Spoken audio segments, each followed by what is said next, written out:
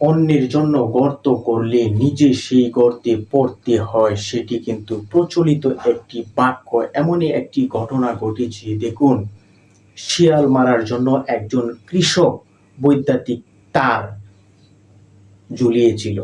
হ্যাঁ, ২টি শিয়াল অবুঝ অবলা প্রাণী মৃত্যুবরণ করেছে। সকালবেলায় সেই কৃষক যখন সেই বৈদ্যুতিক তারের কাছ দিয়ে হেঁটে যাচ্ছিল, কিংবা শিয়াল মরেছে কিনা সেটি দেখার জন্য গিয়েছিল, ঠিক সেই মুহূর্তে বিদ্যুতের শর্ট খেয়ে কিন্তু সেই ব্যক্তিও মারা যায়।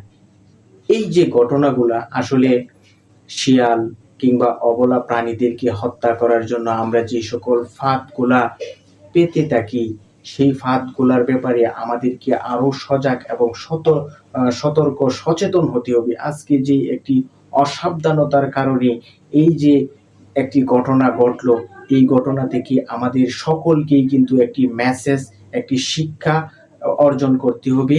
যে দেখুন, শুধু আপনি শিয়াল কিংবা কুকুর, বন্য প্রাণীদেরকে যে হত্যা করার জন্য এই তারগুলা রাতের আধারে দিয়ে দিলেন, সেখানে কিন্তু মানুষও তো যেতে পারতো।